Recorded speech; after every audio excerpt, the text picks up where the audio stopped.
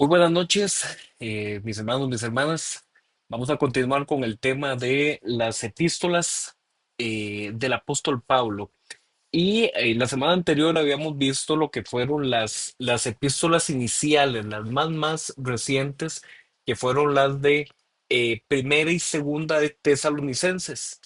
En ese orden cronológico de ese grupo de las primeras epístolas, se encuentra también la epístola a los Gálatas. Entonces, esa es la que vamos a estar analizando ahorita en primera instancia, la epístola a los Gálatas.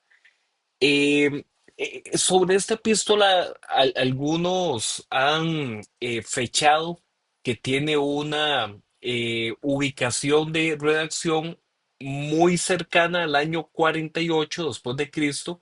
Algunos otros estudiosos consideran que más bien es cercana al año 55 después de Cristo. Ven que hay una diferencia ahí como de 8 años, 7 años de por medio. Y algo aquí importante a tener en cuenta es, bueno, ¿por qué es que se da ese tipo de como de disputas o ese tipo de dificultades para intentar colocar una fecha un poquito más cercana a lo que sería una fecha de consistencia general? Y tiene que ver por el mensaje que viene adentro de la carta. Esta es una carta que tiene que ver con la disputa que había entre los discípulos que Pablo había constituido y luego esos discípulos estaban siendo seducidos, estaban siendo enseñados por unos maestros judaizantes. Entonces, en Hechos capítulo 15, que es donde se da el concilio de Jerusalén, ahí es donde entonces se ve si entonces esta carta a los Gálatas fue escrita antes de ese concilio, que ese concilio se fecha alrededor del año 49, o si fue escrita después de ese concilio. Como les digo, hay algunos que dicen que es del 48, entonces hay algunos que dicen que es del 55. Eh, Cualquiera, como les digo, es una fecha probable. Aquí no estamos hablando de así como fechas de actos de nacimiento, fechas exactas, porque aquí históricamente hay dificultades para llegar a unos acuerdos. Pero hay un versículo que a mi juicio da una gran ayuda sobre cómo interpretarlo, que tiene que ver con la mención que se hace en Gálatas capítulo 2 de que eh, cuando Pablo subió a Jerusalén iba con Tito. Y Tito fue un colaborador de Pablo hasta lo que fueron sus últimos años de ministerio. Entonces eso es lo que nos hace considerar que, aunque hay dificultades de interpretación, posiblemente este escrito de Gálatas fue redactado hacia el año 55. ¿Y qué tiene de especial eso? Más adelante lo vamos a ver, ¿verdad? Esa disputa por el año de reacción, ¿qué nos aporta, qué nos agrega, en qué nos ayuda? Ahorita les recuerdo en qué nos va a ayudar eso. Bueno, hablemos un poquito de la zona de Galacia, que es hacia donde se escribe la carta a los Gálatas. Esto era una provincia romana en aquella época, pero actualmente es lo que se conoce como la zona central de Turquía. Los Gálatas provenían de grupos celtas, es decir, gente que se ubicaba en la zona más alta de Europa, pero ya a ese momento ya tenían muchas décadas de que ellos habían adoptado la cultura romana y la cultura griega, es decir, lo que se conoce como la cultura grecorromana. ¿Qué significa eso, la cultura grecorromana? Significa que ellos eran politeístas. ¿Qué significa eso? De que ellos aceptaban y no veían ningún problema en que hubiera culto a diferentes dioses, a diferentes deidades, y que si alguien quería matar una vaca y dedicarla a un dios por allá, lo podía hacer sin ningún problema, y si otra persona quería hacer un banquete en honor a un dios, lo hacía en otro lado, y ellos en eso no le encontraban ningún problema, porque así era la cultura grecorromana de esa época. Pero además de eso, ellos habían aceptado que no había un Dios vivo y verdadero, sino que lo que había era dioses de acuerdo a las diferentes regiones en donde ellos vivían. Pablo había estado evangelizando esta zona de Galacia junto con su colaborador Bernabé en lo que fue el primer viaje misionero, pero como les decía, después llegaron estos falsos maestros a introducir doctrinas judaizantes. ¿Qué significa eso, judaizante? Significa que esta gente enseñaba que para verdaderamente ser aceptado por Dios, primero había que hacerse judío. Eso era lo que esta gente enseñaba. Y en el caso de los hombres, entonces les decían que ellos tenían que practicar la circuncisión, que si ellos no practicaban la circuncisión, entonces ellos verdaderamente no eran aceptados dentro del pueblo de Dios. Entonces, además de eso, tenían que aceptar la ley judía, es decir, tenían que guardar el sábado, tenían que abstenerse de ciertas comidas, tenían que celebrar ciertas fechas, tenían que convertirse judíos, ¿verdad? De lo contrario, no estarían siendo auténticos creyentes en Jesús. Eso, mis hermanos, eso es una falsa enseñanza. Pablo condena ese tema, incluso Pablo lo llama que eso es otro evangelio, así es como lo llama, que es otro evangelio. Eh, Hasta el día de hoy hay predicadores y hay maestros que quieren seguir introduciendo ese tipo de prácticas judaizantes dentro de la iglesia cristiana. Cada vez se habla más de estos temas y se entiende que eso no es necesario. Por ejemplo, no es necesario que nosotros, los varones, andemos aquí con esta gorrita que se llama kipá, ¿verdad? La gorrita de que utilizan los judíos, ni que guardemos el día sábado, desde el viernes a las 6 de la tarde hasta el sábado a las 6 de la tarde. Nosotros como cristianos no estamos forzados, obligados o limitados a realizar nada de eso. El Señor ha roto lo que es el antiguo pacto y ya nosotros somos creyentes del nuevo pacto. Entonces Pablo escribe la carta a los Gálatas con la intención de corregir esas falsas enseñanzas que habían en la iglesia de los Gálatas. Vamos a hacer un repaso así por encima de como de las principales enseñanzas de cada uno de los capítulos, y yo lo que voy a hacer es que algunas secciones que me interesa mucho que las leamos, las vamos a ir consultando aquí directamente en la Biblia y luego regresamos al resumen y así vamos intercambiando.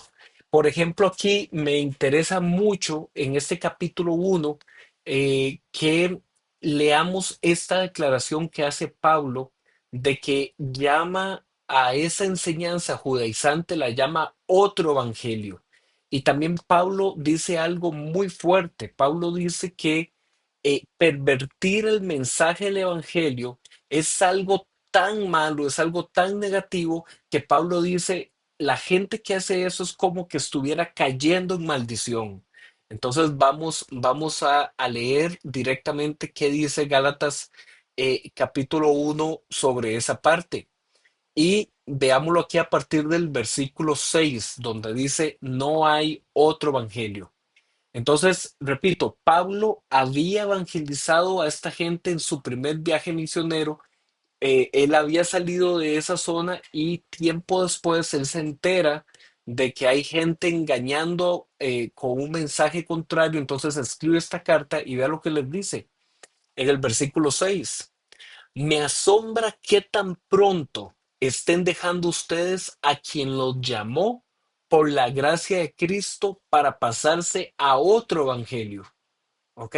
Entonces vean que aquí Pablo enfatiza que el llamamiento del verdadero evangelio de Dios es el llamamiento de la gracia de Cristo. Es decir, lo que Dios hace en nuestro favor, la iniciativa que Dios ha tomado para rescatarnos y salvarnos. No se trata de las cosas que yo religiosamente o sacrificialmente puedo hacer para ganarme la salvación, sino que se trata de aceptar y creer en fe el sacrificio perfecto que Dios ya hizo en Cristo Jesús. Entonces Pablo les dice, vean, si a ustedes les enseñan algo diferente a eso, es otro evangelio. ¿Ok? Versículo 7.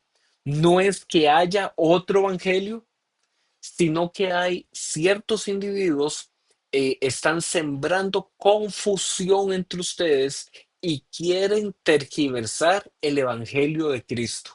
¿Ok? Entonces vea lo que aquí Pablo está diciendo. Pablo está recordándole a esta gente que hay una enseñanza del Evangelio, que es la que ellos han recibido, pero que están apareciendo estos ciertos individuos trayendo confusión y que están enredando, eso es lo que significa tergiversar, que están enredando el Evangelio de Cristo. Versículo 8. Pero si aún alguno de nosotros, cuando Pablo dice este nosotros, se refiere a él y a sus colaboradores, como por ejemplo Bernabé, como por ejemplo Silas, por ejemplo Tito, por ejemplo Timoteo, si el propio Pablo o alguno de sus colaboradores, y vea lo que dice aquí, o un ángel del cielo les predicara acerca de unas buenas noticias distintas de las que hemos predicado, que caiga bajo maldición. O sea, Pablo les está diciendo, vean, sí, yo estoy diciendo que esto es otro evangelio y que esto es incorrecto, no porque lo prediquen esos que no somos nosotros, no, si aún nosotros, los que a ustedes los consolidamos y les dimos el llamado del evangelio original, si aún nosotros nos desviamos y predicamos otra cosa, es como que estemos cayendo en maldición. Versículo 9. Como ya lo hemos dicho, ahora lo repito. Si alguien anda predicando un mensaje distinto del que recibieron, que caiga bajo maldición. En la versión Reina Valera dice una palabra, dice anatema, que sea hecho anatema. Es lo mismo. Eso significa que caiga bajo maldición. Versículo 10. Entonces, ¿busco ganarme la aprobación humana o la de Dios? ¿Piensan que procuro agradar a los demás? Si yo buscara agradar a otros, no sería siervo de Cristo. Pablo aquí básicamente lo que está diciendo es, vea, yo podría quedarme calladito y quedarle bien a esa gente y no tener problemas y ir bien con todo el mundo, pero yo no estoy aquí para buscar la aprobación humana de esos falsos maestros, sino que busco es agradar a Dios como un siervo de Cristo. Entonces vean que este capítulo 1 presenta esa introducción para dejar muy claro de que no hay ningún otro evangelio, sino que hay gente que pervierte y que enreda, tergiversa el mensaje del verdadero evangelio. Bueno, en ese capítulo 1, lo que sucede es que Pablo comienza a repasar la historia de su propio testimonio antes y después de su conversión para afirmar que el evangelio que había predicado no era aprendido por invención humana, sino que procedía de Dios. ¿Por qué era tan importante que Pablo explicara a los Gálatas todo ese proceso que él había tenido? Para que los Gálatas no tuvieran duda de que el evangelio que Pablo predicaba era el evangelio que él había recibido en ese testimonio de conversión que él tuvo. No fue algo que él se quedó ahí meditando, reflexionando y dijo, voy a ir a predicar de esto, sino que él lo había recibido directamente de parte de Dios. En el capítulo 2, Pablo recuerda que él mismo fue a Jerusalén para explicar el evangelio que predicó entre los gentiles y que ahí se encontró a unos falsos hermanos que se habían infiltrado. Ahorita vamos a leer de eso, pero que él no accedió a someterse a ellos para mantener la integridad del evangelio. En cambio, Pedro, Juan y Jacobo, que eran de los principales líderes, sí reconocieron el mensaje del evangelio de la gracia que predicaba Pablo. Esto es muy importante porque Pablo no se hizo misionero de una vez. Pablo no fue como que hoy me convertí y ya mañana me hago predicador. Pablo pasó todo un proceso de varios años y Pablo fue a Jerusalén y se presentó ante los apóstoles y les dijo, vean, este es el mensaje que yo recibí de Jesús. Y Pedro, Juan y Jacobo, o en algunas versiones dice Santiago, ellos le dieron la mano y eso era un símbolo de que ellos reconocían que lo que Pablo estaba predicando sí venía de parte de Dios. Pero dice que habían unos falsos hermanos que se habían infiltrado. Vamos a ver un toquecito de esto aquí en Gálatas capítulo 2. Eh, Vean donde dice aquí, versículo 3. Ni siquiera Tito, que me acompañaba, fue obligado a circuncidarse, aunque era griego. Versículo 4. El problema era que algunos falsos hermanos se habían infiltrado entre nosotros para coartar la libertad que tenemos en Cristo a fin de esclavizarnos. Pues hermanos, este versículo que tengo aquí subrayado, para mí es un versículo muy importante porque hay veces que uno siente que dentro de las iglesias en general, no estoy hablando de nuestra iglesia nada más, sino en general, lastimosamente hay mucha confusión, lastimosamente hay en algunos casos enseñanzas que están desviando a la gente del verdadero foco de atención que está en Cristo Jesús. Y yo no sé si a ustedes les pasa, pero a mí sí, ¿verdad? Que yo me pregunto, Señor, ¿cómo es esto posible, ¿verdad? ¿Por qué es que esto pasa?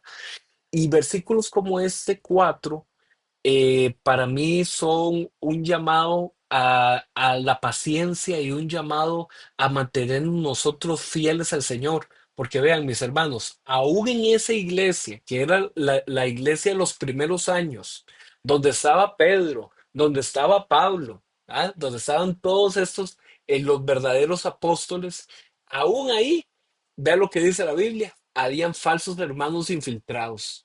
O sea, aún ahí había gente que con astucia se hacía pasar por verdaderos cristianos y no lo eran.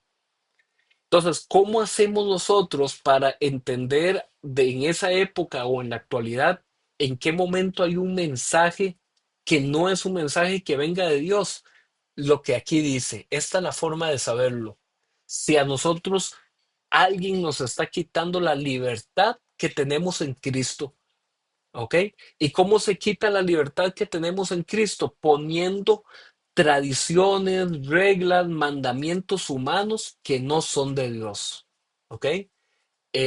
Por ejemplo, digamos, ya en algunas iglesias, ya no se da tanto, pero en algunas iglesias hace años atrás que, por ejemplo, a las mujeres les decían que no podían ponerse pantalón, les decían a las mujeres, porque el pantalón es ropa de hombres y que entonces las mujeres solo con falda o solo con vestido. Eso no tiene sentido, mis hermanos. Eso es tradición y mandamiento de hombres, eso no es el evangelio. O bueno, cosas entre las familias en general que les decían que no había que tener televisor, que no había que tener tele en la casa porque el tele era la ventana al infierno, ¿verdad? La caja del diablo era el tele. Entonces le decían a la gente que no comprara televisión. Eso no es el evangelio, esos son mandamientos de hombre. Entonces, darnos cuenta nosotros de dónde hay falsas enseñanzas es cuando algo nos quiera quitar la libertad que tenemos en Cristo. Ahora, después vamos a ver que aunque todo me es permitido, no todo me conviene. Eso también hay que saberlo discernir con sabiduría, ¿verdad? ¿Qué cosas me son edificantes y qué cosas no? ¿Ok? Pero lo hacemos desde un punto de vista de libertad, amor y gracia en el Señor, no por una esclavitud de un mandamiento. ¿Ok? Incluso en este capítulo 2 hay una escena muy fuerte donde Pablo le llama la atención a Pedro por su conducta, porque como este tema de cuáles son judíos y cuáles no son judíos y las costumbres de uno y las tradiciones de otro, ese tema estaba así tan en disputa que Pedro, cuando él estaba en compañía de gentiles, Pedro comía lo que fuera, ¿ok? Porque Pedro sabía que él tenía libertad, entonces comía lo que fuera, sin ningún problema. Pero que cuando llegaban otros judíos que venían desde Jerusalén, entonces Pedro más bien se apartaba de los gentiles y se quedaba solo con los judíos y entonces seguía otra vez las tradiciones judías. Pablo se queda viendo eso y Pablo le llama la atención y le dice a Pedro, Pedro, usted no puede seguir con esas conductas hipócritas, con esa actitud de que si no hay judíos, entonces me porto como un gentil, pero si hay judíos, entonces no, me aparto de los gentiles. Y más bien Pablo le llama la atención a Pedro y le dice, eso no está bien, eso va a confundir a la gente. Eh, en Gálatas capítulo 2 versículo 16, Pablo les recuerda que la justificación ante Dios solo llega por medio de la fe en Jesús y no por las obras de la ley, y que es por la gracia de Dios, no por la justicia mediante la ley, que somos salvos. Vamos a leer estos versiculitos, Gálatas 2 del 16 al 21. Eso lo tenemos por acá. Dice: sin embargo, al reconocer que nadie es justificado por las obras que demanda la ley, sino por la fe en Jesucristo, también nosotros hemos puesto nuestra fe en Cristo Jesús para ser justificados por la fe en Él y no por las obras de la ley, porque por esta nadie será justificado. Este versículo, mis hermanos, fue uno de los versículos que impulsó la reforma protestante en el siglo XVI. ¿Por qué? Porque una de las principales aportaciones, digamos, teológicas, es decir, del estudio bíblico que tiene la carta a los Gálatas, es este concepto del concepto de la justificación por la fe.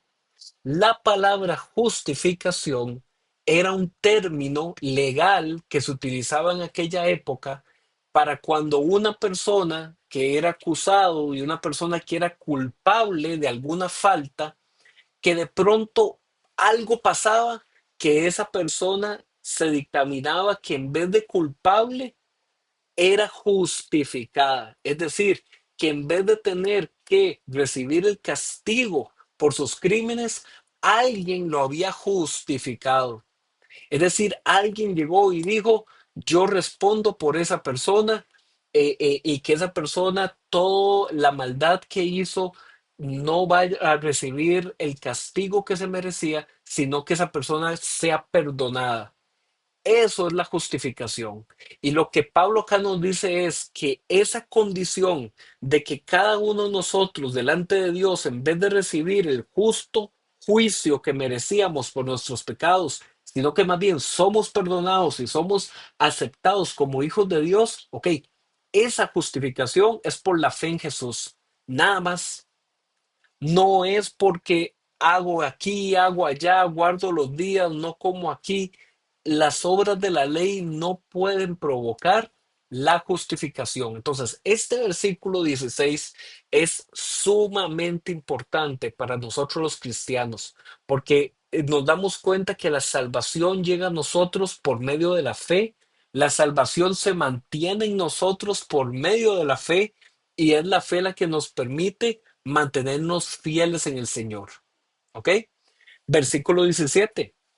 Ahora bien, cuando buscamos ser justificados por Cristo, se hace evidente que nosotros mismos somos pecadores. Claramente, ¿verdad? O sea, yo tengo que darme cuenta cuando pienso en la obra de Jesús, cuando pienso en la cruz, cuando pienso que soy yo el que debía haber muerto ahí en esa cruz, pero que he sido justificado.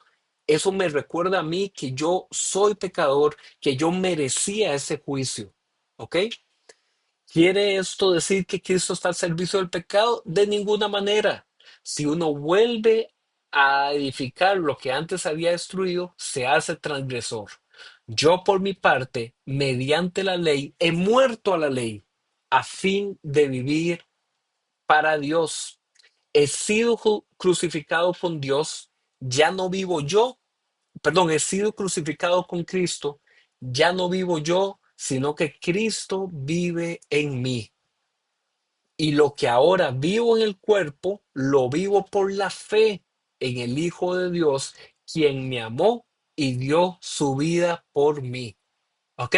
Entonces, repito, vean estos versículos, que son de los versículos más importantes de esta carta a los Gálatas, donde entonces Pablo dice, vea, es que era yo el que tenía que estar en esa cruz. Y entonces, así como Cristo murió y resucitó, en esa cruz yo muero el pecado y ahora vivo. no para lo que yo quiera hacer con mi vida, sino vivo por aquel que me rescató, aquel que se entregó por mí, ¿ok? Y eso es la fe en el Hijo de Dios. Dice el versículo 21, no desecho la gracia de Dios. Si la justicia se obtuviera mediante la ley, Cristo habría muerto en vano, ¿ok? Pero sabemos que no es así.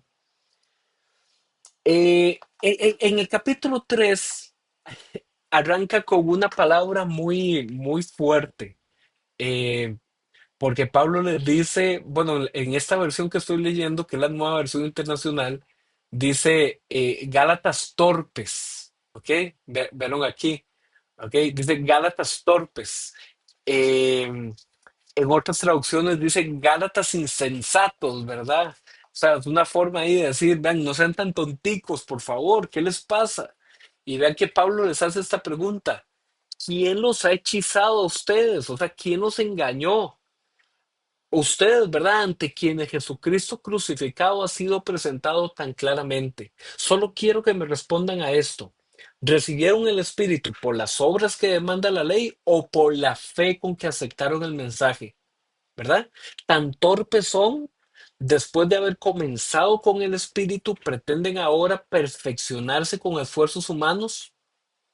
Entonces, Pablo vuelve y les insiste, vuelve y les llama la atención, los llama, ¿verdad? Torpes, insensatos, que se han dejado fascinar y les dice, vean, si ustedes habían recibido un mensaje por la fe, ¿por qué ahora se dejan engañar creyendo que por medio de la ley ustedes van a lograr perfeccionarse? Eso no va a pasar, eso no es así. Entonces, en este capítulo 3 Pablo pasa a tomar el ejemplo de Abraham. Y el ejemplo de Abraham lo toma para demostrar que así es vivir por la fe, porque Abraham, cuando el Señor le dio su promesa, Abraham creyó y actuó. ¿Me explico? Abraham le creyó a Dios y después Abraham actuó en obediencia a Dios, pero lo primero fue que él creyó la promesa. Entonces, Pablo aquí toma el ejemplo de Abraham, de que Abraham es el padre de la fe, porque Abraham primero creyó a Dios y después fue obediente, pero no funciona al revés. No es que por mi obediencia a una ley yo voy a pretender alcanzar la salvación. No, primero creo y después soy obediente al Señor que me salvó. Ahora, entonces Pablo hace una pregunta. Bueno, si esto es así, entonces, ¿para qué la ley? ¿Qué propósito tenía que los judíos tuvieran el Antiguo Testamento, la Torá, el Pentateuco, la ley? ¿Para qué? Si me estás diciendo que es que la ley no servía de nada. Pero entonces Pablo les aclara en Gálatas 3 del 23 al 25 que no, la ley sí tiene una función, que es que la ley nos sirve como una guía para conducirnos a Cristo, porque la ley nos permite darnos cuenta que aunque no me alcanza para ser salvo, sí me permite identificar que soy pecador. Porque la ley, al yo darme cuenta de que no la puedo cumplir, es un indicador de que yo no puedo salvarme a mí mismo, de que yo soy pecador y de que no puedo alcanzar la salvación. Entonces la ley sí tiene una función, que es abrirme a mí los ojos, de darme cuenta que soy pecador y que no puedo alcanzar la salvación. En el capítulo 4 Pablo toma la analogía, es decir, toma la comparación de lo que sería una persona cuando recibe una herencia. Entonces, Pablo, ¿verdad? Dice, ok, si una persona recibe una herencia, ¿verdad? Muy grande porque sus padres o algún familiar, alguien murió y le dejó una gran herencia, pero esa persona todavía es menor de edad, todavía es un niño. Entonces esa persona, aunque tiene un montón de recursos, todavía su condición de inmadurez le impide saber usar esos recursos. Entonces Pablo dice, ese hijo menor, aunque es rico, todavía sigue comportándose como un esclavo, porque todavía es una persona que no tiene la capacidad de usar esa herencia que ha recibido. Entonces Pablo dice, eso pasa con nosotros. Nosotros antes, bajo la ley, éramos esclavos a la ley, pero ahora en Cristo, cuando ya hemos recibido la capacidad de ser hechos hijos de Dios, ya no somos esclavos. Y voy a leer estos versículos porque estos versículos son en los que se inspira esta canción que tanto me gusta, esta canción que dice, ya no soy esclavo, ¿verdad? Soy hijo de Dios. Es una canción inspirada en estos versículos y por eso me gusta tantísimo. Y vean lo que dice estos versículos en Gálatas capítulo 4. Dice, eh, mientras el heredero es menor de edad, en nada se diferencia de un esclavo, a pesar de ser el dueño de todo. Al contrario, está bajo el cuidado de tutores y administradores hasta la fecha fijada por su padre. Así también nosotros, cuando éramos menores, estábamos esclavizados por los principios de este mundo. Pero cuando se cumplió el plazo, Dios envió a su Hijo, nacido de una mujer, nacido bajo la ley, para rescatar a los que estaban bajo la ley, a fin de que fuéramos adoptados como hijos. Ustedes ya son hijos. Dios ha enviado a nuestros corazones el espíritu de su Hijo que clama Abba Padre. Así que ya no eres, ya no eres esclavo, sino hijo. Y como eres hijo, Dios también te ha hecho heredero. Aquí Pablo no está hablando de plata, ¿verdad? Como alguna gente lo ha querido malinterpretar. No, aquí Pablo no está hablando de plata. Pablo aquí está hablando de la riqueza que tenemos, de la libertad en la gracia de Dios y de que ya yo no estoy esclavo a tener que cumplir una ley que es imposible de cumplir, sino que el Señor ya nos ha adoptado, ya nos ha hecho hijos, ya no somos esclavos, ahora podemos también ser partícipes de esa herencia que hay en Cristo Jesús. ¿Ok? Entonces, para que cada vez que canten esa canción tan bonita, piensen en estos versículos. Ya nosotros no somos esclavos de vivir bajo la ley, de vivir atados a la servidumbre de esos mandamientos. El Señor nos ha hecho sus hijos, el Señor nos ha liberado y entonces podemos cantar libremente eso.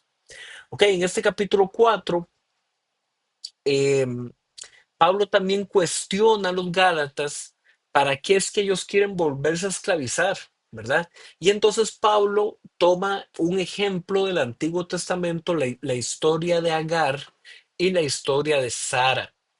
Estas dos mujeres fueron eh, las madres de los hijos de Abraham. ¿Ok? En el capítulo 3 se nos habló de Abraham como ese ejemplo de uno que creyó a Dios y que después fue obediente. Bueno, sí, fue obediente a grosso modo, pero sí tuvo un fallo Abraham, que fue que Abraham por la ansiedad, ¿verdad? Por la precisa, por querer que el cumplimiento de la promesa fuera más rápido, Abraham escuchó el consejo que le dijo Sara, su esposa, y le dijo, mira, ya definitivamente nosotros no vamos a poder tener hijos, tenga usted un hijo con la esclava, y la esclava era Agar. Y entonces, efectivamente, fruto de eso nace Ismael. Ismael entonces es el hijo de Abraham con Agar. Pero, ¿qué es lo que Pablo quiere enseñarnos con esa ilustración? Que la promesa de Dios siempre se va a cumplir, no con el hijo de la esclavitud, sino con el hijo de la promesa que fue Isaac, ¿ok? Que fue el hijo de Sara. Entonces, Pablo básicamente lo que hace al final de ese capítulo 4 es tomar ese ejemplo para ilustrar lo que él quería compartir. En el capítulo 5 Pablo sigue con el tema, ¿verdad? De que no se dejen esclavizar, de que no se dejen hacer la circuncisión, de que si ellos se dejan hacer la circuncisión, es como que ellos estuvieran cayendo de la gracia, ¿verdad? Porque es como decir, eh, eh, ya no quiero seguir dependiendo de la fe, dependiendo de la gracia de Dios, sino que me vuelvo a la ley. Entonces Pablo dice, no, eso no lo hagan, sería como caer de la gracia de Dios. Los creyentes son llamados a vivir por el Espíritu y dejar las obras pecaminosas de la carne o la naturaleza pecaminosa. Aquí en este capítulo 5 voy a leer esta parte, es entonces donde viene los famosos versículos de eh, el fruto del Espíritu y las obras de la carne. ¿Ok? Esto viene así. Entonces vean lo que dice aquí, Gálatas capítulo 5 versículo 13. Les hablo así, hermanos, porque ustedes han sido llamados a ser libres, pero no se valgan de esa libertad para dar rienda suelta a sus pasiones. Más bien sírvanse unos a otros con amor. En efecto, toda la ley se resume en un solo mandamiento: ama a tu prójimo como a ti mismo. Pero si siguen mordiéndose y devorándose, tengan cuidado, no sea que acaben por destruirse unos a otros. Así que les digo, vivan por el Espíritu y no sigan los deseos de la carne, porque esta, o sea, la carne, desea lo que es contrario al Espíritu, y a su vez el Espíritu desea lo que es contrario a ella. Los dos se oponen entre sí, de modo que ustedes no pueden hacer lo que quieren. Pero si los guía el Espíritu, no están bajo la ley. Las obras de la carne se conocen bien: inmoralidad sexual, la famosa palabra de la que hemos hablado tantas veces, porneia, impureza, libertinaje, idolatría, hechicería, odio, discordia, celos, arrebatos de ira, rivalidades, desacuerdos, sectarismos y envidia, borracheras, orgías y otras cosas parecidas. Les advierto ahora, como antes lo hice, que los que practican tales cosas no heredarán el reino de Dios. Entonces vean qué serio, ¿verdad? Pablo les está diciendo, es que si ustedes dejan la gracia de Dios y se refugian en la ley, ustedes estarían como haciéndole caso a lo que quiere la carne. Y la carne da toda esta lista que no es una lista completa, ¿verdad? Como dice ahí, otras cosas. La carne no puede heredar el reino de Dios. Versículo 22. En cambio, el fruto del Espíritu, que es un pasaje muy famoso, muy conocido. El fruto del Espíritu es amor, alegría, paz, paciencia, amabilidad, fidelidad, humildad y dominio propio, o como dice la Reina Valera, templanza, ¿verdad? Qué palabra más bonita. No hay ley que condene estas cosas. Los que son de Cristo Jesús han crucificado la carne con sus pasiones. Entonces, hagamos la conexión de este versículo 24 con la lista de las obras de la carne del versículo 19. Entonces, en el versículo 19, 20 y 21 viene toda esa lista de obras de la carne, y en el versículo 24 Pablo dice, es que los que son de Cristo han crucificado la carne con sus pasiones y deseos. Ya esas cosas no los mueven. ¿Ok? Esas cosas no deben movernos. Versículo 25, si el Espíritu nos da vida, andemos guiados por el Espíritu.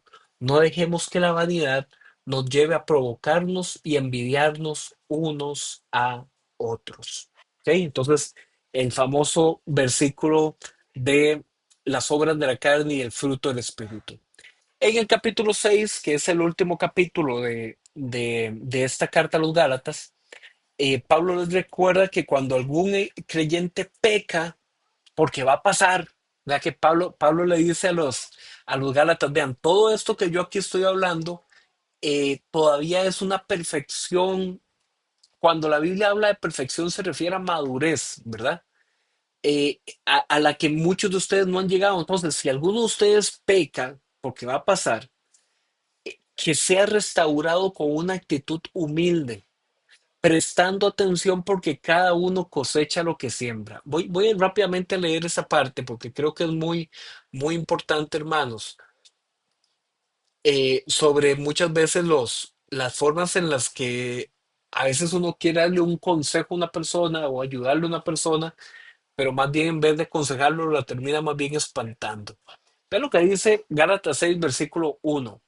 Hermanos, si alguien es sorprendido en pecado, ¿ok? Aquí no nos está hablando la gente del mundo, nos está hablando la gente de la iglesia. Obviamente en el mundo alguien no es sorprendido, ya alguien está pecando y ya, ¿verdad? Entonces ve lo que dice aquí. Si alguien es sorprendido en pecado, ustedes que son espirituales, ¿por qué dice eso? Ustedes que son espirituales, porque en los versículos anteriores él acababa de hablar de la obra de la carne y el fruto del espíritu, y al final dice que los hijos de Dios son guiados por el espíritu. ¿Ok? Entonces ese guiados por el espíritu significa eh, que son espirituales. Entonces dice, ustedes que son espirituales deben restaurarlo con actitud humilde, pero cuídense en cada uno, porque también puede ser tentado. Ayúdense unos a otros a llevar sus cargas y así cumplirán la ley de Cristo. Si alguien cree ser algo cuando en realidad no es nada, se engaña a sí mismo.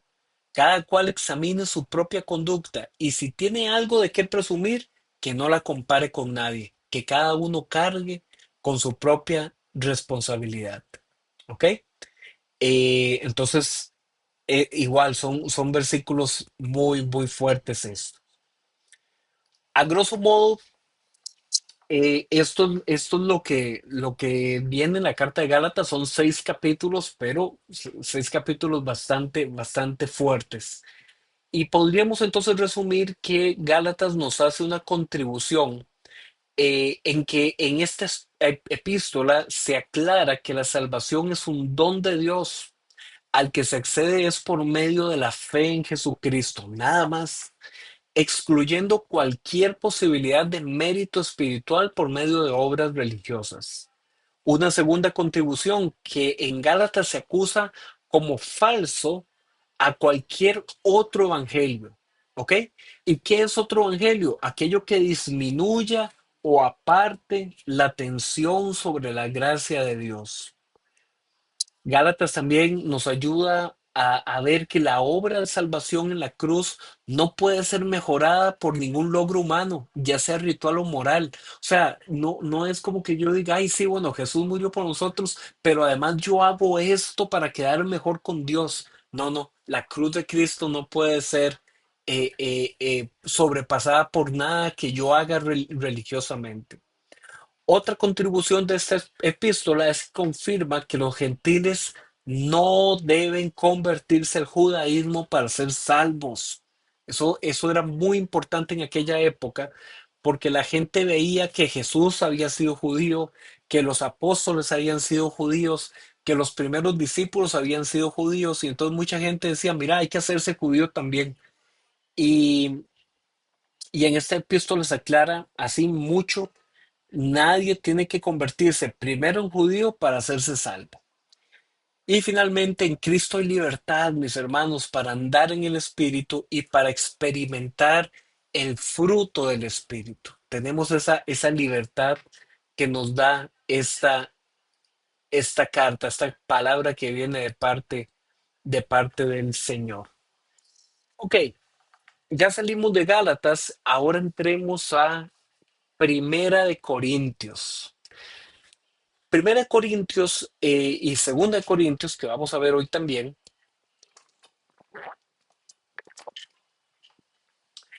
son dos de las principales cartas también que dejó el apóstol Pablo.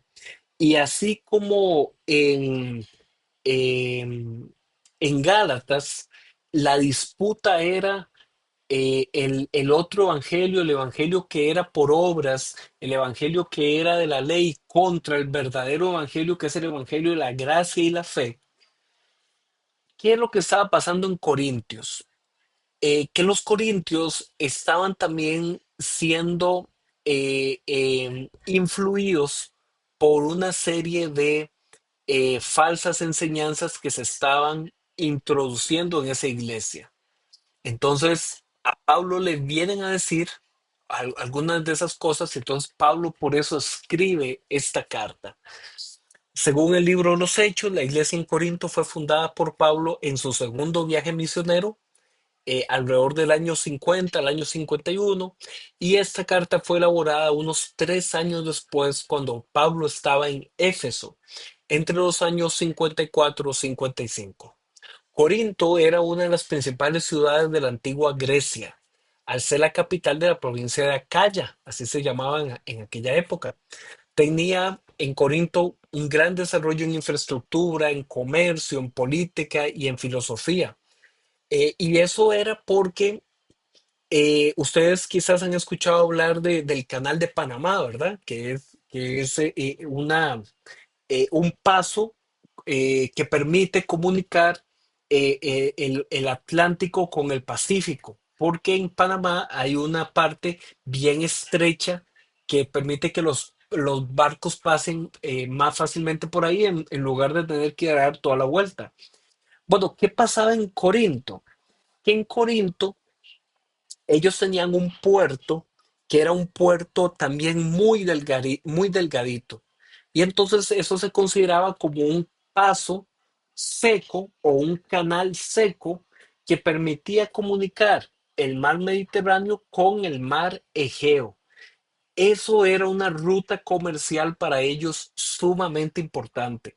Entonces en Corinto los barcos llegaban por el lado del Mediterráneo, los montaban como en unas carretas y los podían pasar por tierra hasta el otro lado donde estaba el mar Egeo. Entonces, Corinto era una ciudad de aquella época muy desarrollada porque tenía ese comercio de los barcos y entonces había gente de muchos lugares, de muchas religiones. Era como hablar en la actualidad de una de las grandes capitales del mundo donde hay gente de diferentes nacionalidades. Así era Corinto. ¿Ok? En Corinto la población hablaba en el idioma griego, pero los asuntos oficiales eran redactados en el idioma latín. Eh, en Corinto había una gran diversidad cultural por ser una importante colonia romana y un centro de pensamiento griego. La cultura de Corinto era reconocida por su libertad sexual y la promiscuidad. Ok, esa palabrilla dominguera, promiscuidad, lo que significa es que la gente no tenía ningún escrúpulo, ninguna pena, ningún reparo en tener diferentes compañeros sexuales. ¿Ok? Entonces, esta semana estoy con una, después con otra, etcétera, etcétera.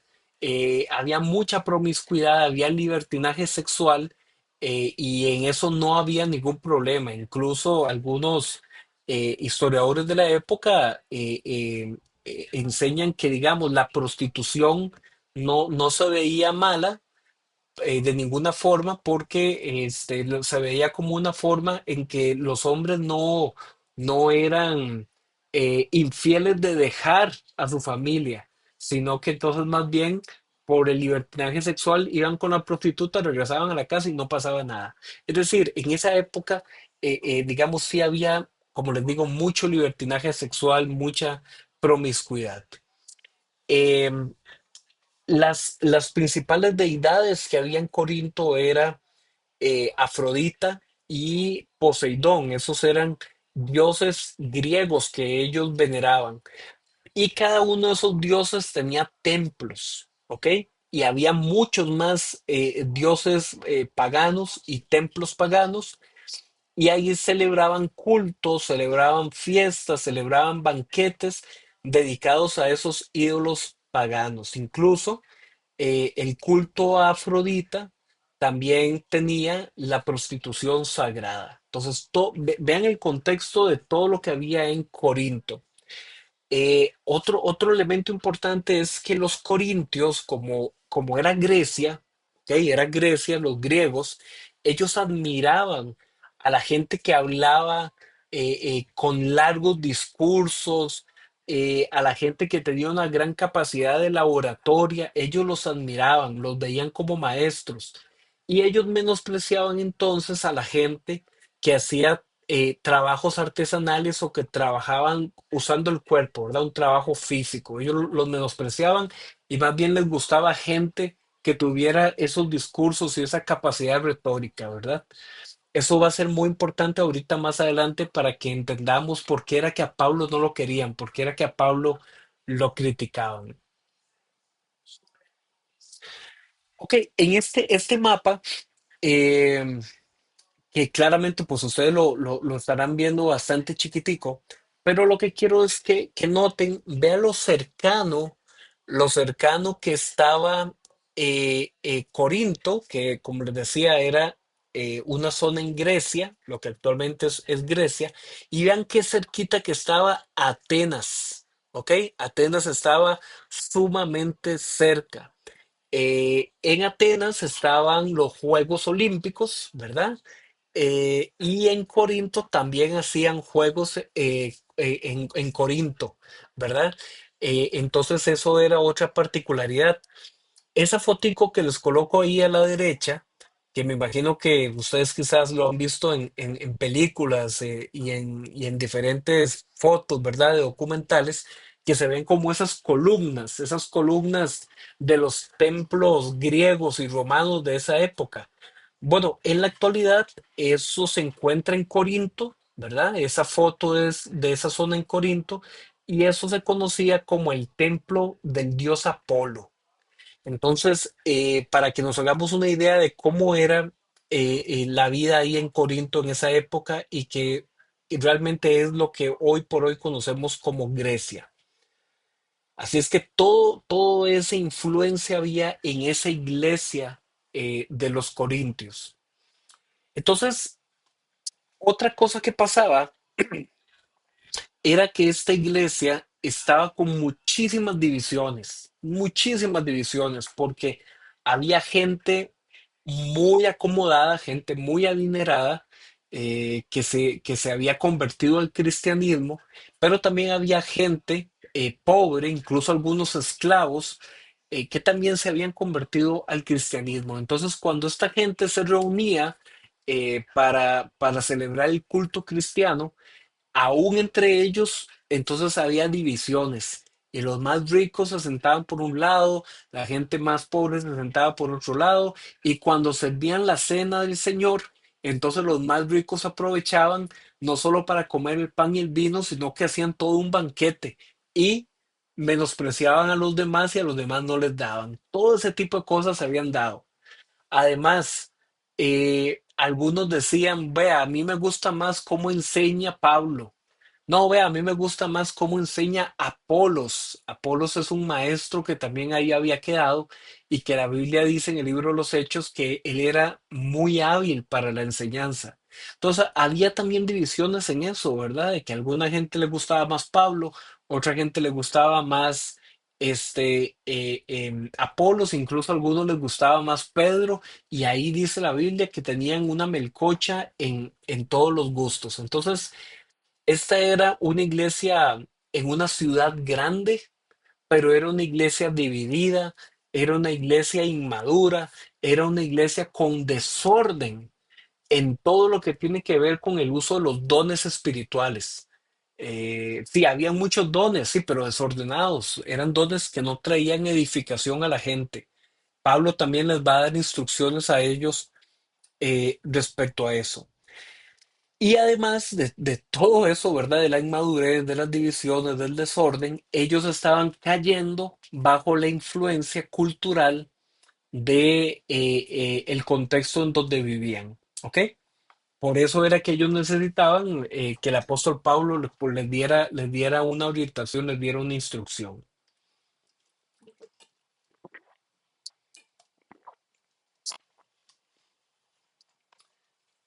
Según dice en 1 Corintios capítulo 5 versículo 9, antes de que se escribiera Primera de Corintios, ya Pablo había enviado una carta a esa iglesia. O sea que nuestra Primera de Corintios, digamos que en realidad hubiera sido una segunda a los Corintios. ¿Ok? Pero ¿qué es lo que pasa? Que esa carta de la que Pablo habla no se conserva ninguna copia. O sea, Pablo dice que él les había enviado una carta, pero de esa carta se le llama la carta perdida de Pablo a los Corintios. No hay copias, no han existido copias. Se sabe que existió porque Pablo lo dice, pero no hay copias de eso. Entonces, para nosotros Primera de Corintios va a seguir siendo Primera de los Corintios porque esa carta no le plació al Señor conservarla para que fuera incluida en nuestras Biblias. ¿Ok? Eso no está ni en nuestras Biblias, ni en Biblias católicas, ni en ninguna Biblia del Nuevo Testamento. No existe esa carta anterior a la primera de los Corintios. Eh, Dice también en ese capítulo que Pablo envió a Timoteo desde Éfeso hasta Corinto para llevar esa carta y dar instrucciones a la iglesia. Entonces, como Pablo no podía ir, Pablo envió a Timoteo con esta carta que conocemos como primera a los Corintios. Pablo había estado cerca de año y medio edificando la iglesia en Corinto, ¿verdad? Consolidándolos, enseñándoles, pastoreándolo ya que bastante tiempo, año y medio. Y cuando Pablo salió de Corinto, el liderazgo de la iglesia quedó en Apolos. Ese fue el pastor que quedó a cargo de esa iglesia. Eh, en Corinto, por todo lo que les he mencionado, era muy importante el reconocimiento social, la posición social, el rango, ¿verdad? Poder mostrarse que, que alguien tenía poder económico, que alguien era muy importante, eso era para ellos un gran valor. Entonces, como les decía, se comenzó a formar una división social y la división social era entre ricos y pobres, pero también era entre los que son judíos y los que son gentiles, entre los que son libres, entre los que son esclavos y también entre los que eran estudiados y los que no eran estudiados, ¿verdad? Cultos e incultos. Entonces habían divisiones sociales de todo tipo. División social por dinero, división social por nacionalidad, división social por condición de libertad o de esclavitud, o división social por los estudios. Todo tipo de divisiones habían. Y todas esas divisiones que eran en la ciudad de Corinto estaban influenciando también a la iglesia. Eh, y finalmente en esta carta se tratan temas relacionados con el liderazgo de la iglesia, ¿verdad? Cómo la iglesia tenía que estar eh, servida o liderada. También se habla de cómo lidiar en conflictos legales entre cristianos, cómo desarrollar la cena del Señor, cómo desarrollar los dones espirituales, cómo tratar los temas de inmoralidad sexual, matrimonio, soltería. También se toca temas de resurrección de los muertos y se habla de la comida sacrificada a los ídolos y un montón más de temas menores. Entonces vean que esta carta pues tiene bastante, bastante que dar para nosotros. Entonces acá lo que voy a hacer es igual que hicimos con Gálatas, voy a hacer eh, un resumen entre los capítulos y lo voy a ir combinando con algunos pasajes que quisiera ir leyendo, ¿verdad? Algunos pasajes claves y más o menos un resumen de qué trata esta carta. Es una carta grande, son 16 capítulos, ¿verdad? De ninguna forma me va a dar chance de poder leerlos todos, pero sí vamos a leer algunos versículos clave. Entonces, vamos aquí un segundito a 1 Corintios capítulo 1 y vean acá, bueno, Pablo les manda saludos, dice que ora por ellos, por ahí todo muy bien, pero vean luego aquí en el versículo 10 lo que Pablo les comienza a decir a esta iglesia. Les dice, capítulo 1 versículo 10, les suplico, hermanos, en el nombre de nuestro Señor Jesucristo, que todos vivan en armonía, que no haya división entre ustedes, sino que se mantengan unidos en un mismo pensar, en un mismo propósito. Digo esto, hermanos míos, porque algunos de la familia de Chloé me han informado que hay rivalidades entre ustedes. ¿Ok? Entonces, esta familia de Chloé, ellos viajaron y fueron a contarle a Pablo, Pablo, vea, aquí la cosa está brava, aquí esta iglesia está súper dividida. Y versículo 12 dice, me refiero a que unos dicen, yo sigo a Pablo, otros afirman, yo sigo a Apolos, otros, yo a Cefas. Cefas es otra forma de referirse al apóstol Pedro. Y otros dicen, yo a Cristo. ¿Cómo? ¿Está dividido Cristo? ¿Acaso Pablo fue crucificado por ustedes? ¿O es que fueron bautizados en nombre de Pablo? ¿Ok?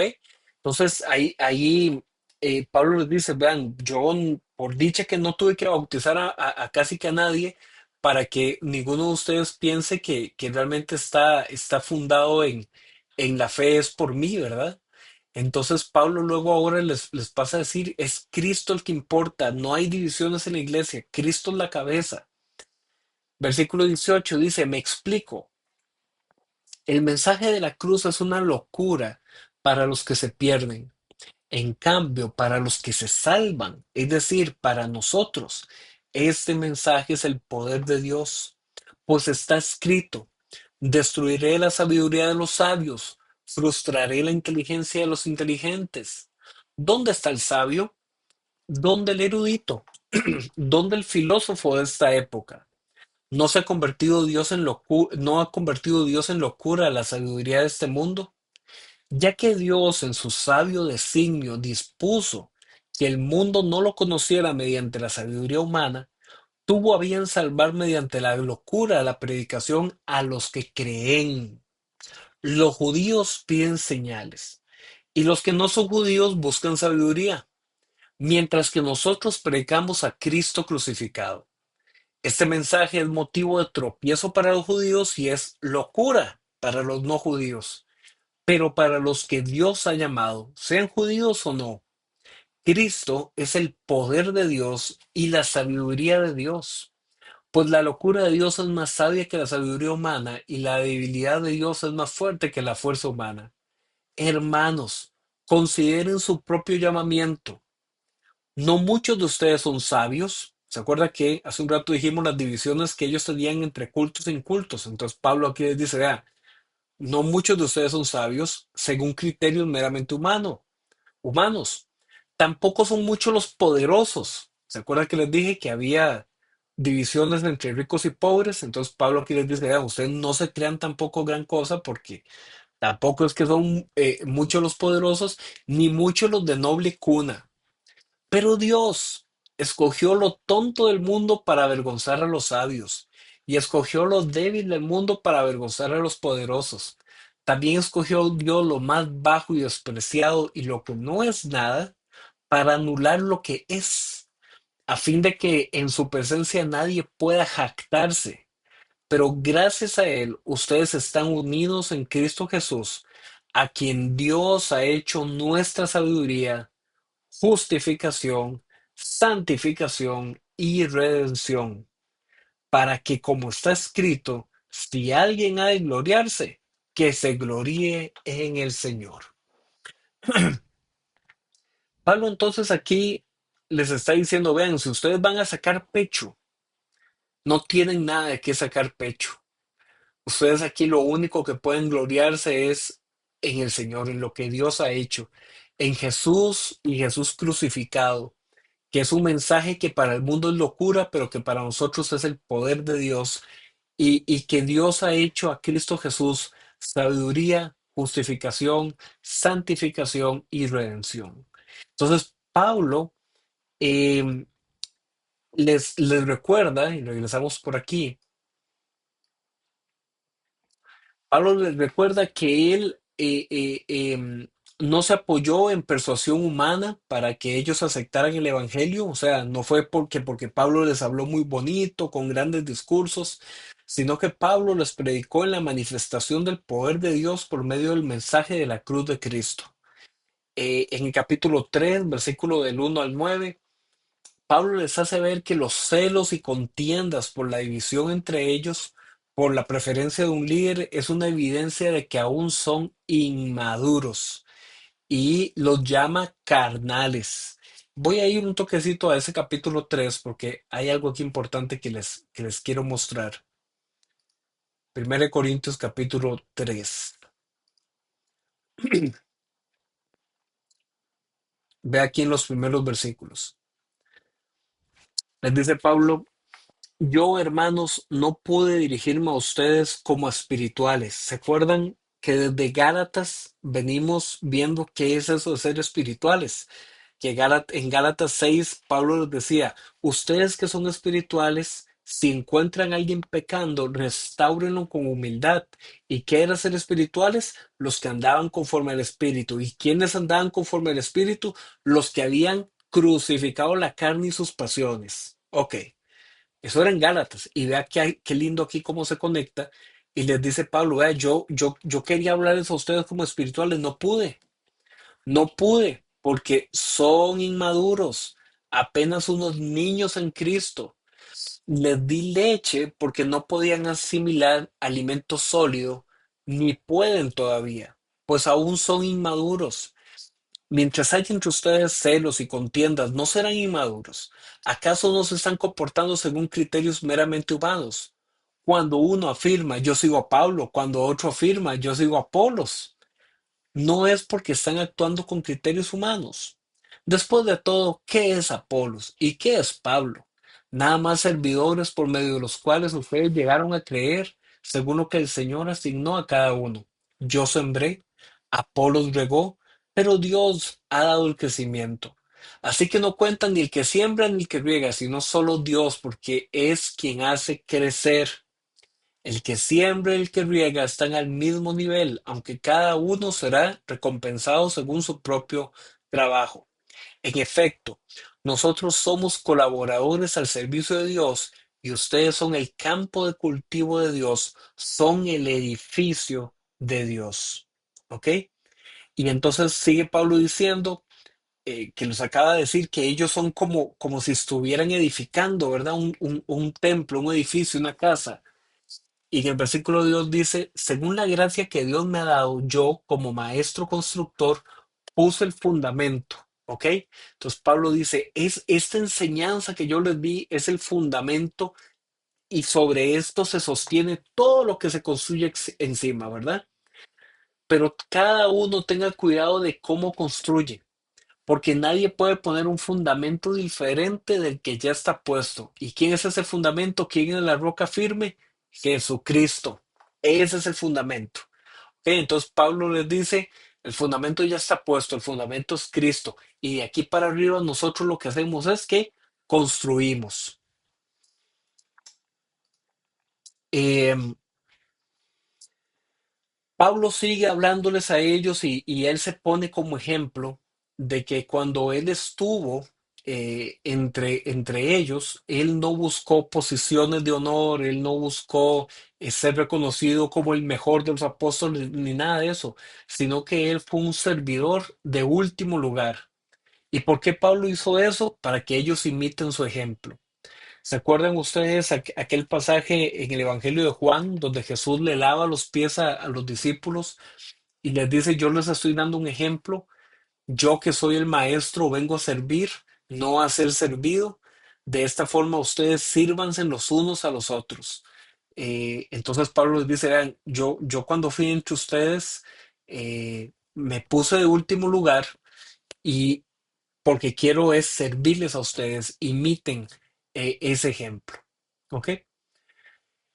En el capítulo 5 viene uno de los versículos más fuertes, más locos, podríamos decir, ¿verdad? Que se registran en la Biblia. Y era que una persona, un hombre, en esa iglesia en Corinto, había tomado como esposa a su madrastra, ¿ok? Y eso era considerado, tanto por los judíos como por los romanos, eso era considerado algo sumamente repudiable. ¿Por qué? Porque eso es cometer una relación incestuosa, es cometer incesto. Y Pablo entonces les da durísimo y los regaña y les dice, vean, aquí no es tanto que esta gente que está haciendo esto, sino que nadie de ustedes les está diciendo nada. Ustedes están aquí consintiendo, están permitiendo que eso pase, una relación de ese tipo. Entonces Pablo les dice, eso no se ve, pero ni siquiera se ve en el mundo. Vamos a leerlo rápidamente por si tal vez alguno no conoce, no recuerda esos versículos. Eso está aquí. Vea el titulito que se pone. Dice, expulsen al hermano inmoral.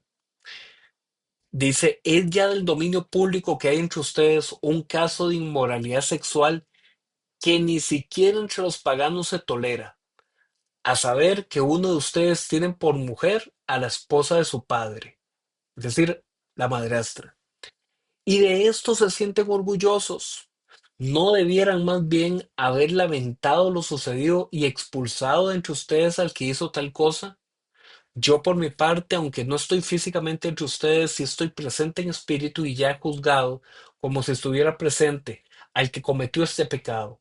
Cuando se reúnan y yo los acompañe en espíritu, en el nombre de nuestro Señor Jesús y con su poder, entreguen a este hombre a Satanás para destrucción de su carne, a fin de que su espíritu sea salvo en el día del Señor. Por eso les decía, es de los pasajes más fuertes que encontramos en la Biblia. Pablo le dice a esta gente, vean, esa persona que hizo semejante pecado, ustedes la tienen que sacar de la iglesia. Y si sacar a ese hombre de la iglesia es como entregarlo a Satanás, que destruya su carne, es una forma de decir que destruya su cuerpo, pero que ya el espíritu se mantiene salvo en el día del Señor, porque era un hermano en la fe, pero es un hermano en la fe que cometió este tipo de pecado tan grave y que por lo tanto él dice, tendrían que sacarlo de la iglesia. Esto es muy fuerte, hermanos. Son versículos que no hay que tomar a la ligera, pero que tampoco podemos nosotros como agarrar esta situación y aplicarla en la época actual a cualquier cosa y andar expulsando a gente de la iglesia porque sí, porque no, porque creo, porque me parece. En este caso que habla Primera de Corintios, es un caso de inmoralidad que era patente delante de todos. Por eso es que Pablo les dice, porque ustedes se sienten orgullosos, porque ustedes se jactan de esto, ¿verdad? Por eso le dice, un poco de levadura fermenta toda la masa. Si ustedes permiten esto, este semejante pecado, eso va a influenciar a otra gente a hacer cosas similares o peores, ¿ok? Entonces Pablo dice, antes de que eso suceda, esa persona más bien tiene que salir de la iglesia. Entonces, repito, son versículos muy fuertes, son una instrucción directa aquí de Pablo a esa iglesia. No nos es a nosotros en la actualidad tan liviano, tan lícito, nada más agarrar estos versículos que son de ese contexto y aplicarlos porque sí y porque no, ¿verdad?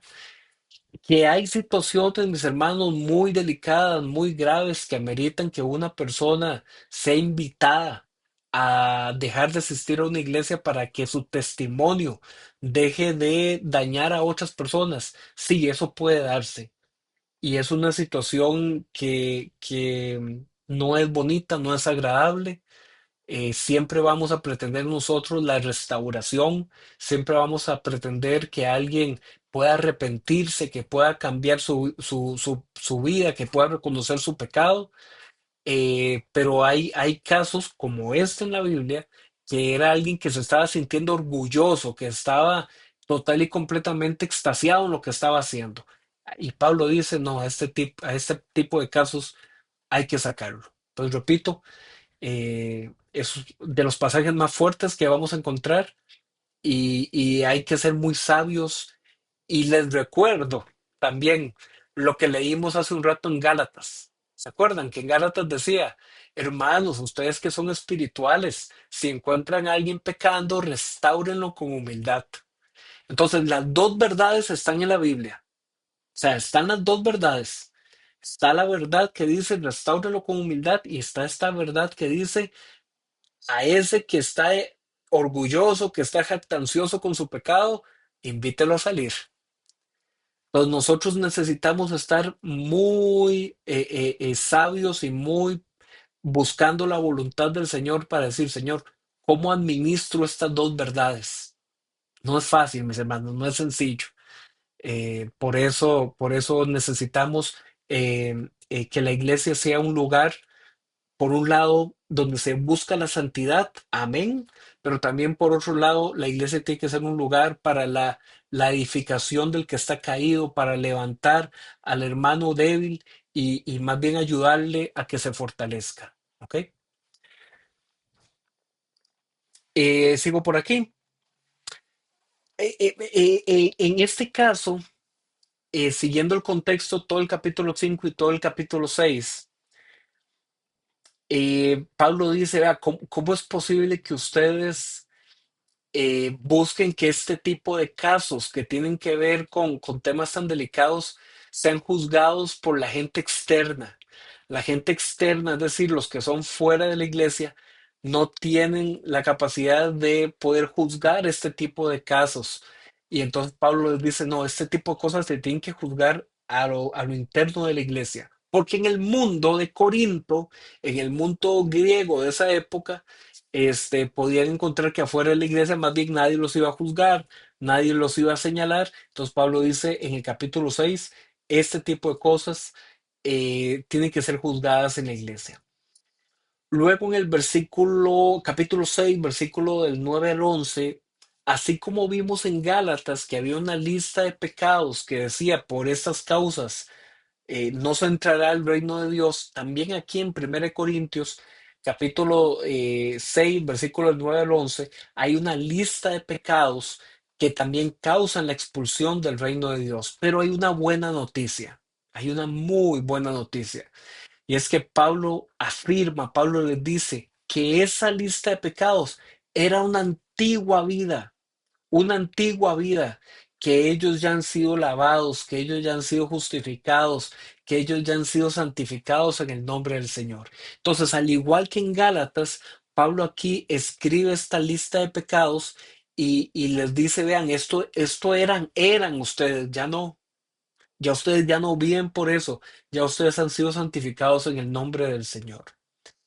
En 1 Corintios 6, pero ahora del 12 al 20, Pablo lanza todo un discurso en contra de la inmoralidad sexual. Ese es el tema que Pablo aquí está tratando. La famosa palabra porneia, ¿verdad? Entonces, Pablo usa una palabra muy interesante que la Biblia traduce como salgan corriendo. Otras Biblias, la Reina Valera, por ejemplo, dice huid, ¿verdad? Pero la palabra original tiene esa connotación como lo que era la vida de José en el Antiguo Testamento, la historia de José, ¿verdad? Que cuando aquella mujer lo agarró, ¿verdad? Con intenciones románticas, dice que José salió corriendo y fue tanto que más bien la ropa de José quedó en las manos de la mujer de Potifar, ¿verdad? Esa misma palabra es la que aquí Pablo usa y dice, oigan, salgan corriendo, muévanse, pero apártense de toda tentación que atente contra la ética sexual. Y usa así palabras fuertes. Dice, salgan corriendo. Ok, después de que Pablo entonces toca estos temas de la pureza sexual, de no caer en la inmoralidad ni nada de esto, en el capítulo 7 Pablo va a dar una serie de instrucciones respecto al matrimonio. Y voy a leer aquí un poquito de este capítulo 7 porque tiene aquí algo muy interesante que me interesa que lo puedan analizar después. Vean cómo arranca este capítulo 7 de Corintios. Dice, paso ahora a los asuntos que me plantearon por escrito. Vean qué interesante.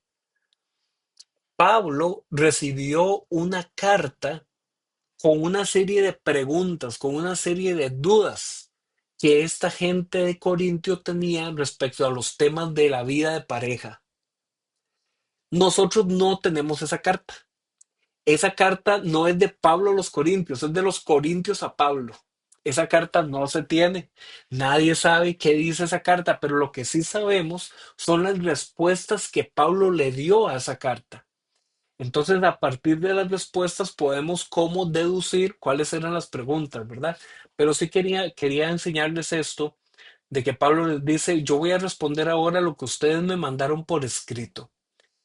Y no sabemos la pregunta exacta de qué fue lo que los corintios preguntaron, pero ojo la respuesta de Pablo.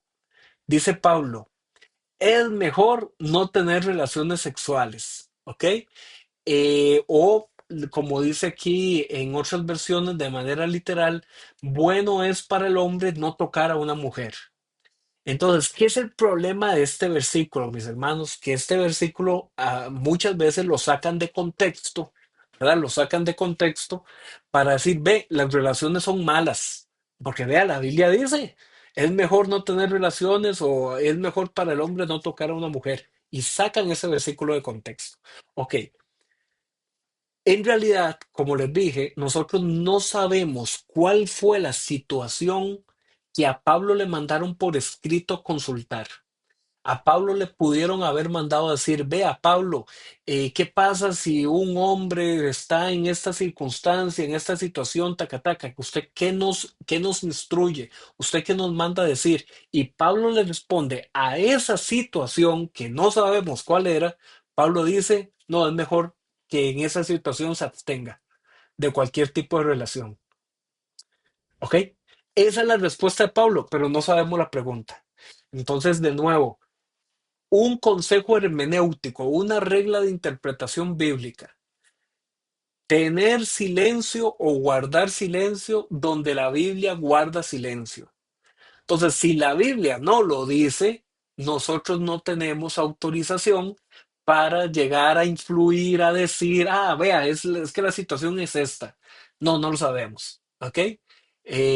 Entonces, eso ténganlo en cuenta. Entonces, no sabemos cuál fue exacta la situación, pero Pablo dice, vean, es mejor en ese caso no tener relaciones. Pero si uno abre la Biblia y lee ese versículo así suelto, uno dice, caramba, ¿verdad? ¿Qué pasó aquí? Pero vea luego lo que sigue Pablo diciendo. Dice, pero en vista de tanta inmoralidad, o sea, de tanto desorden que hay en estos temas, en esa sociedad y en la sociedad actual también, cada hombre debe tener su propia esposa y cada mujer su propio esposo. Repito, esto son ante una situación que no tenemos el contexto completo, pero Pablo lo que está diciendo es, vea, aquí es tanto el desorden que las parejas tienen que ser monógamas, es decir, una sola pareja, no se puede andar aquí con varios compañeros a la vez, sentimentales, no. Un hombre, una esposa, una mujer, un esposo. Eso es lo que Pablo manda a decir. Entonces dice, el hombre debe cumplir su deber conyugal con su esposa, igualmente la mujer con su esposo. La mujer ya no tiene derecho sobre su propio cuerpo, sino su esposo. Tampoco el hombre tiene derecho sobre su propio cuerpo, sino la esposa. Entonces volvemos a lo mismo. Estas son instrucciones de Pablo. Seguramente había alguna situación por la cual las familias y esos matrimonios estaban con esas dudas de si nos distanciamos un tiempo o etcétera. Pablo, ¿qué hacemos? Y son estas respuestas. Eh, Viene aquí también un versículo que alguna gente le ha generado mucha confusión, que es este versículo, versículo 8 y versículo del 8 en adelante, vamos a leer. Vean lo que dice aquí. Eh, a los solteros y a las viudas, es decir, gente que no está en pareja, a los solteros y a las viudas les digo que sería mejor que se quedaran como yo. Ese es un versículo que, como les digo, que ha generado algún nivel de discusión en cómo se interpreta, porque hay dos, digamos, grandes formas de interpretar ese versículo. Hay algunos que dicen que Pablo se dirige a gente que está en ese momento soltera y viuda, es decir, que no tienen pareja, y dice que es como yo. Entonces, alguna gente interpreta que Pablo era un viudo también, ¿ok? Que Pablo también era viudo. Eh, Eso es una forma de interpretarlo, es una forma de interpretarlo, ¿verdad? Pero no lo podemos afirmar al 100%. Que Pablo pudo haber sido muy posible que hubiera sido una persona que hubiera estado casada, sí, es muy posible, porque Pablo, él se denomina a sí mismo que él era fariseo. Y para los fariseos, una de las tradiciones que ellos debían cumplir era el mandato que en el libro de Génesis Dios le dice a la primera pareja, multiplicados y llenad la tierra, ¿verdad? Entonces para ellos el mandato de hacer crecer la familia para expandirse en la tierra, ellos lo tomaban literal, tener chiquitos, ¿verdad? Entonces a los fariseos era muy normal que todos los fariseos estuvieran casados o que buscaran estar casados. Entonces muchos estudiosos han dicho, sí, seguramente Pablo se había casado. Recordemos que aquí en este momento de la historia Pablo ya tiene como 55 años, por ahí tiene Pablo aquí en este momento cuando escribe Primera de Corintios. Entonces alguna gente ha dicho bueno, Pablo aquí ya él estaba viudo y por eso les dice a los solteros y a las viudas les digo que sería mejor que se quedaran como yo. No lo sabemos, ¿verdad? Porque puede ser que Pablo, en vez de que esté hablando de las viudas, se esté refiriendo a que él siempre fue soltero. No lo sabemos, ¿ok? Al 100%. Y luego vean este versículo, bueno, sigo leyendo el 9, dice, pero si no pueden dominarse, que se casen, porque es preferible casarse a quemarse de pasión. ¿Ok? Versículo 10 dice, a los casados doy la siguiente orden, no yo, sino el Señor. ¿Qué significa esa frase? A los casados doy la siguiente orden, no yo, sino el Señor. De que Pablo aquí lo que va a hacer es tocar un tema que Jesús había enseñado de forma directa. Eso está en Marcos capítulo 10, donde Jesús dice, ustedes, desde el principio Dios dijo, dejará el hombre a sus padres y se unirá a su mujer y se convertirá en una sola carne y ustedes no deberían divorciarse.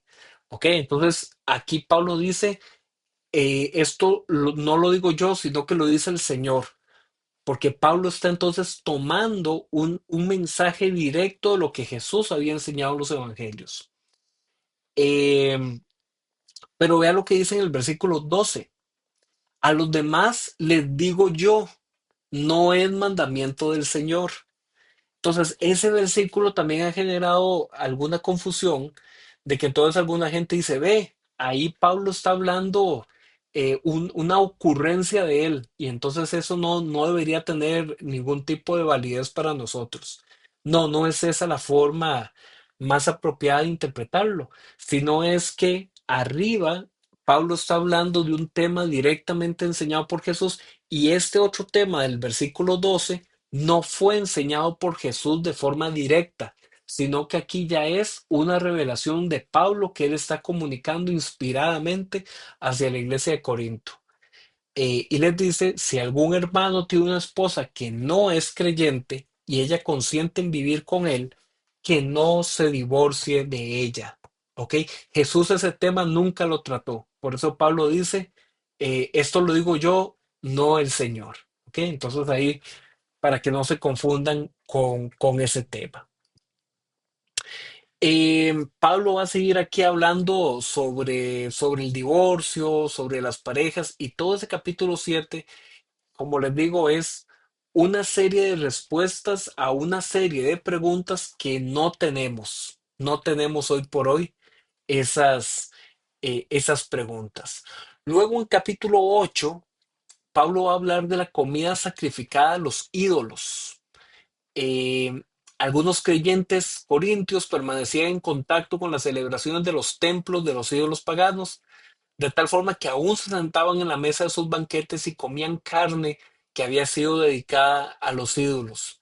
También se daba el caso de que ellos iban a los mercados y compraban de cualquier carne y no sabían si eso había sido dedicado a un ídolo o no. Pablo les aclara que en realidad los ídolos no son nada, los ídolos no existen. ¿verdad? No, no son dioses ni tienen ningún poder. Entonces, ¿qué importa si la carne fue sacrificada a un ídolo? Porque el ídolo no, no es nada, no tiene poder, ¿verdad? Entonces, Pablo les dice, lo que comemos no nos acerca a Dios y no somos mejores por comer ni peores por no comer. O sea, tranquilo con la parte de la comida. Pero luego Pablo les comienza a decir, pero ojo, aunque los ídolos no son nada, no vaya a ser que usted, por su libertad cristiana, como lo vimos también en Gálatas, ya que usted entonces come carne porque sabe que los ídolos no tienen poder, Pablo les dice que él prefiere no hacerlo para no ser un tropiezo a los hermanos de conciencia débil. ¿Ok? A un hermano que entonces viendo el ejemplo de uno que come carne dedicada a los dioses, entonces él se va a sentir atraído a involucrarse en el culto pagano. Entonces Pablo dice, no, mira, mejor para no enredar a nadie, no coma en público, aunque esa comida no tenga ningún tipo de efecto, eso no es nada malo, pero mejor para los hermanos débiles en la fe, no lo haga. En el capítulo 9 Pablo va a hacer un capítulo donde él se va a defender de sus críticos. A él lo criticaban, que si él era un mantenido, ¿verdad? De que vivía de las ofrendas, ya fuera comida, ya fuera dinero. Y Pablo les dice, yo nunca he tomado nada de ninguno de ustedes, tengo el derecho de hacerlo, podría hacerlo, porque viene esa frase en el versículo 14 de 1 Corintios 9, quienes predican el Evangelio que vivan de ese ministerio. O sea, Pablo dice, sí puedo hacerlo, pero no lo hago por la conciencia de ustedes, por cómo son ustedes. Y por eso Pablo se pasó 1 año y medio en Corinto trabajando como artesano. Pablo era tejedor de hamacas, eso dice el libro de Hechos. En el capítulo 10 viene una serie de advertencias para mantenerse fiel. Y entonces Pablo toma la historia de Israel en el desierto y Pablo les dice, vean, no se confíen porque los judíos que salieron de Egipto y que ellos vieron cómo Dios destruyó con las plagas al ejército de Faraón y todo eso, pero a pesar de eso llegaron al desierto y ellos comenzaron a este, pecar, comenzaron a quejarse, a blasfemar y comenzaron a vivir en desenfreno, con idolatría, con el becerro de oro y fueron muriendo. Entonces Pablo les dice, no se confíen, así como los judíos fueron rescatados, pero esa generación rescatada no logró llegar a la tierra prometida, ustedes tampoco se confíen de que porque ya el Señor me salvó y me rescató, entonces vivo como sea. Pablo les dice, no se confíen. En el capítulo 11 también es un capítulo muy interesante que ahorita por tiempo no me voy a meter ahí, cualquier cosa después lo podemos ver. Eh, pero es un capítulo donde Pablo dice que la mujer debería en la iglesia estar con la cabeza cubierta con un velo. Lastimosamente, mis hermanos, hasta el día de hoy hay iglesias, y esto lo digo con un poquito de pena, pero también con un poquito de temor, ¿verdad? Porque no somos nosotros quienes para criticar, así como yo voy a señalar lo que voy a señalar, quizás alguien puede acercarse a nuestra iglesia y señalar algo que también no es correcto. ¿Ok? Estamos expuestos a eso. Lo importante es aceptar las cosas en mansedumbre y bien justificadas a la luz de la palabra. Al día de hoy hay iglesias que le exigen a las mujeres llegar al culto tapándose con un velo, ¿verdad? Tapándose la cabeza con un velo. Y para eso se inspiran en este capítulo 11, donde dice que la mujer casada no debe orar o profetizar sin cubrirse la cabeza, porque al cubrirse la cabeza ella está públicamente aceptando que sobre ella hay una autoridad, que es la autoridad de su esposo, ¿ok? Em, y que por eso entonces debe cubrirse la cabeza. Em, en esa época para ellos era escandaloso, ¿verdad? Que una mujer en un acto religioso, un acto de celebración formal, estuviera con el cabello suelto. Ellos creían que eso era algo de exhibición, de un exhibicionismo, un estar provocando a los hombres, andar con el pelo suelto de esa forma. Eso era, mis hermanos, un tema cultural de esa época, ¿ok? Eso no es un mandato de Dios para nosotros, eso era de esa época. Entonces Pablo manda ahí a esa cultura a que las mujeres se cubran la cabeza, pero eso de ninguna forma es un mandato para nosotros en el día de hoy.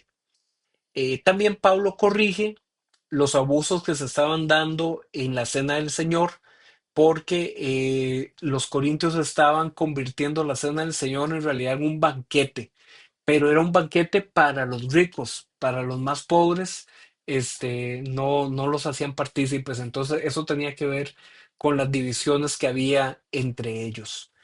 Eh, Finalmente, en los capítulos 12 y 13 y 14 incluso, habla toda esta parte de los dones espirituales, de que en todo tipo de don espiritual lo que tienen que tener es edificación para la iglesia, que tienen que tener un orden. Todo tiene que hacerse con orden. Por eso Pablo les dice, vean, si alguno de ustedes va a llegar y va a comenzar a hacer un don espiritual en desorden, eso no edifica a nadie. Háganlo todo con orden. Todo eso viene en 1 Corintios 12, 13 y 14. El capítulo 13 es muy bonito, que es el capítulo llamado La declaración de amor de Dios, donde viene el amor, todo lo puede, todo lo soporta, todo lo perdona, ¿verdad? Porque Pablo dice, vea, ustedes en lugar de estar criticándose los unos a los otros de que quién tiene un mejor don que el otro, ustedes deben buscar el camino del amor, ¿ok? Todo el capítulo 15 tiene que ver con también una serie de aclaraciones respecto a cómo va a ser la resurrección de los muertos. Este capítulo se conecta muy bien con lo que vimos la semana pasada de 1 Tesalonicenses capítulo 4, ¿ok? Donde Pablo aquí les enseña que sí va a haber resurrección de los muertos. Otra vez aquí había gente que no iba a haber resurrección de los muertos. Les dice, vean, sí va a haber porque Jesús es la primicia de la resurrección de los muertos, pero la resurrección va a llegar en un orden. Y en la resurrección final, los primeros que van a ser resucitados son los muertos. Ellos van a ser vestidos de gloria con un cuerpo espiritual y los que estemos vivos seremos transformados en ese momento porque ya no va a haber muerte. Y ahí es donde Pablo dice, ¿dónde está muerte tu aguijón? ¿Dónde esté muerte tu victoria, sepulcro tu victoria? Eso viene en el capítulo 15. Y al final termina el libro de 1 Corintios con una serie de instrucciones sobre cómo recoger la ofrenda o lo que ellos llaman la colecta. Entonces Pablo les dice, vean, ustedes mejor hagan una colecta de forma semanal y que cada quien aparte la ofrenda que ha considerado de acuerdo a sus ingresos. Y luego Pablo les dice, traten bien a Timoteo, voy a mandar instrucciones con Estefanas y con los otros colaboradores y les dice, salúdense con un beso santo, ¿verdad? Que también era una costumbre cultural de esa época. Como les dije, es una carta larga, son 16 capítulos. Eh, ya hoy pues no me dio chance de ver ningún otro libro, los que tenía preparado. Ahí vamos poco a poco, no hay prisa, lo importante es ir aprendiendo. Y yo sé que hay todo esto es mucha información en corto tiempo, pero la intención es darles a ustedes como un pincelazo general para que cuando ustedes vayan leyendo estos libros del Nuevo Testamento tengan ahí un poquito más de contexto de qué es de lo que me están hablando. Y como siempre les digo, si hay preguntas que les surgen de la lectura, ahí las pueden ir apuntando y después las vemos juntos por si les podemos ayudar ahí sobre cuál es el contexto para interpretar alguno de los pasajes que tal vez le generan dudas. ¿De acuerdo? Por hoy vamos a quedar por acá.